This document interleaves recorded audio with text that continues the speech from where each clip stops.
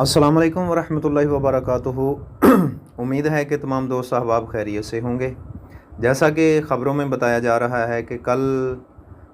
सुबह 8 बजे के करीब सूरज ग्रहण जो है उस की इब्तिदा हो रही है और ये काफ़ी लंबा सूरज ग्रहण होगा। तो मैंने सोचा इस हवाले से जो है ना एक वीडियो बना दी जाए, जिसके अंदर जो है ना वो नमाज़ कुसूफ़ पढ़ने का तरीक़ा बता दिया जाए कि ये नमाज़ कैसे पढ़ते हैं, इसका तरीक़ा कार क्या है और मसनून तरीक़ा क्या है। आप सल्लल्लाहु अलैहि वसल्लम के ज़माने में एक बार जो है ना वो सूरज ग्रहण लगा था जिसमें आप सल्लल्लाहु अलैहि वसल्लम ने नमाज़ कुसूफ़ अदा की थी।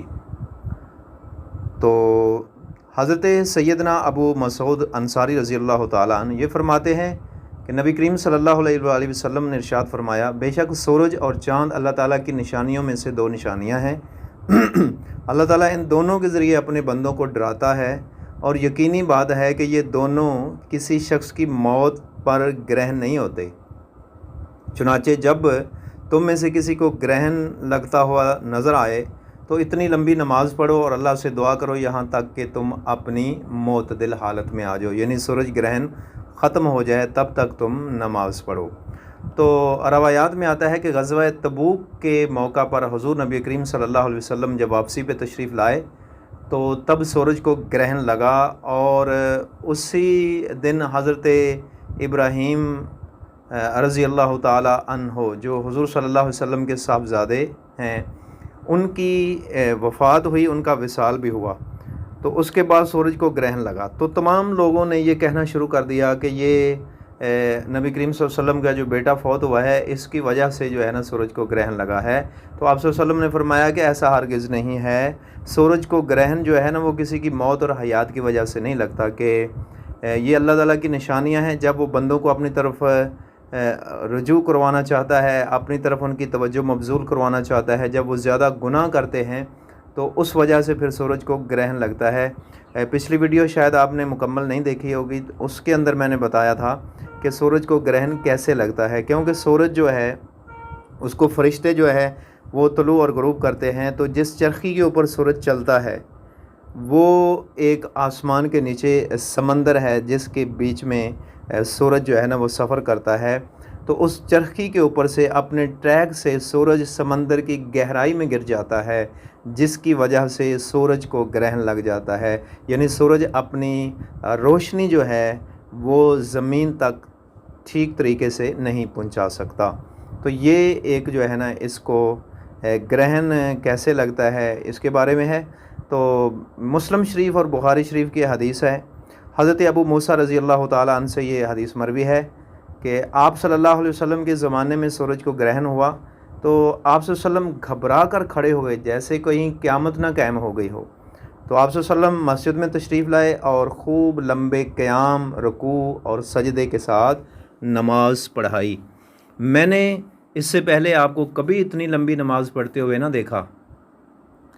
इस वक्त हुज़ूर नबी करीम सल्लल्लाहु अलैहि वसल्लम ने फरमाया था कि अल्लाह ताला की तरफ से अरसाल करदा ये निशानियाँ किसी की मौत या ज़िंदगी की वजह से रूनुमा नहीं होती, अलबत्ता अल्लाह ताला इनके ज़रिए अपने बंदों को डराता है। चुनाचे अगर तुम्हें इस किस्म की कोई निशानी नज़र आए तो फ़ौरी तौर पर ज़िक्र इलाही, दुआ और इस्तिग़फ़ार में मसरूफ़ हो जाओ। तो अब चलते हैं इस हवाले से जो है ना वो एक और हदीस आपकी खिदमत में पेश करते हैं। हज़रत आयशा रज़ी अल्लाह ताला अन्हा से ये हदीस जो है वो कुछ जुड़ी हुई है। सही बुखारी और सही मुस्लिम ये हदीस आई है। नबी करीम सल्लल्लाहु अलैहि वसल्लम की ज़ौजा मोहतरमा फरमाती हैं, एक बार नबी करीम सल्लल्लाहु अलैहि वसल्लम की ज़िंदगी में सूरज ग्रहण हुआ तो आप सल्लल्लाहु अलैहि वसल्लम मस्जिद में चले गए और लोगों ने आपके पीछे सफ़ें बना लीं। तो आप सल्लल्लाहु अलैहि वसल्लम ने तकबीर कही, फिर लंबी किरात फरमाई, फिर आपने तकबीर कहकर लंबा रुकू किया, फिर आपने समी अल्लाहु लिमन हमीदा कहा और खड़े रहे, सजदा नहीं किया। फिर आपने दोबारा लंबी किरात फरमाई, लेकिन ये पहली किरात से कदरे कम थी। फिर आप सल्लल्लाहु अलैहि वसल्लम ने दोबारा तकबीर कहते हुए लंबा रुकू किया, ताहम ये पहले रुकू से कम लंबा था। फिर आप सल्लल्लाहु अलैहि वसल्लम ने समी अल्लाहु लिमन हमीदा रब्बना वलकल हम्द कहा। फिर आप सजदे में चले गए और फिर दूसरी रकत भी इसी तरीके से आप सल्लल्लाहु अलैहि वसल्लम ने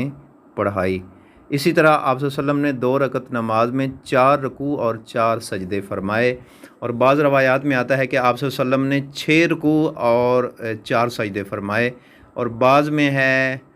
پہلی رکعت میں 2 رکوع اور اگلی رکعت میں 1 رکوع کے ساتھ آپ صلی اللہ علیہ وآلہ وسلم نے یہ نماز پڑھائی۔ تو اس کا طریقہ کیا ہے اور اس کی نیت کیا ہے یہ آپ ذرا سن لیں۔ 2 رکعت نماز نفل کسوف، عبادت اللہ تعالیٰ کی، منہ طرف قبلہ شریف کے، پیچھے سے امام کے اللہ اکبر کہہ کے ہاتھ باندھ لینے ہیں، اور اس کے بعد جو ہے نا وہ ثنا پڑھنی ہے، ثنا کے بعد سورہ فاتحہ پڑھنی ہے، سورہ فاتحہ کے بعد اگر آپ کو کوئی لمبی صورت آتی ہے، آپ صلی اللہ علیہ وسلم نے سورہ بقرہ جتنی بڑی صورت جو ہے یا سورہ بقرہ تلاوت کی ہوگی،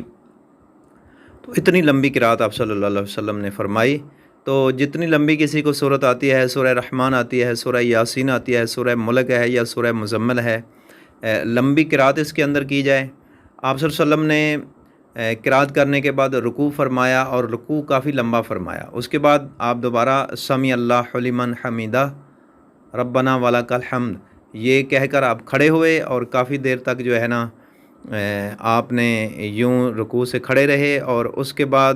آپ صلی اللہ علیہ وسلم نے پھر سے سورہ فاتحہ پڑھی، پھر ایک اور ساتھ صورت ملائی جو پہلی صورت سے، پہلی قرات سے کچھ کم تھی، پھر آپ نے دوسری بار رکوع کیا،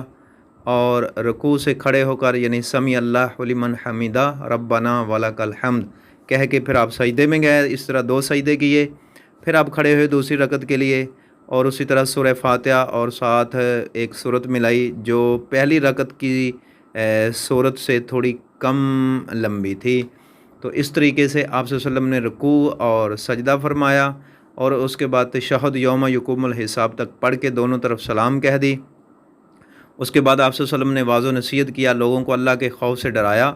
اور اللہ کی ذات اور قدرت کی طرف متوجہ کیا۔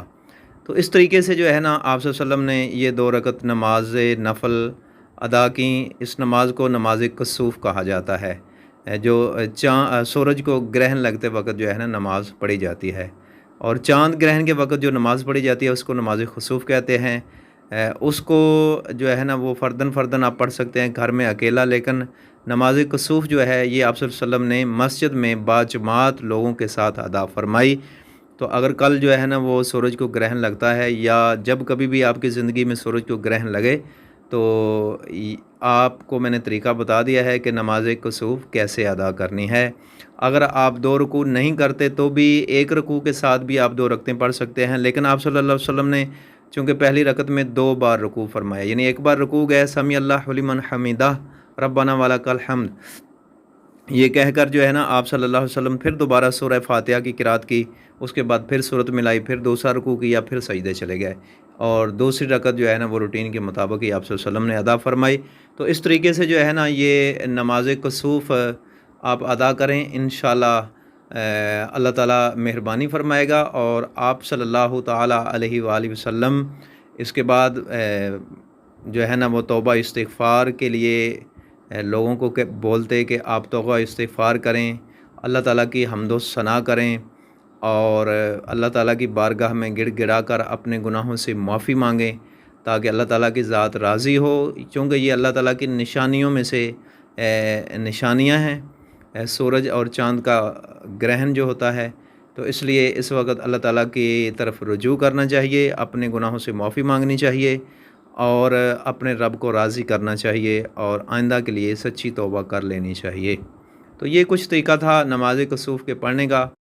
اور اس کے ساتھ جو ہے یہ نماز آپ گھر میں اکیلے بھی پڑھنا چاہیں تو بھی پڑھی جا سکتی ہے، چونکہ نفلی نماز ہے، یہ ضروری نہیں کہ جیسا کہ آج کل حالات بنے ہوئے ہیں دنیا کے کرونا کی وجہ سے، تو آپ گھر میں اکیلے بھی پڑھ سکتے ہیں، یا گھر کے فرد جو ہے نا وہ سارے جمع ہو کے پڑھ سکتے ہیں،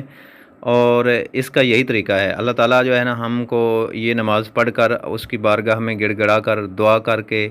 اپنے گناہوں سے معافی طلب کرنے کی توفیق عطا فرمائے، اور اس کے علاوہ قرآن پاک کی تلاوت کریں کہ اللہ تعالیٰ کے جو ہے نا وہ جو اسماء حسنی ہیں اس کے ناموں کا وظیفہ کریں،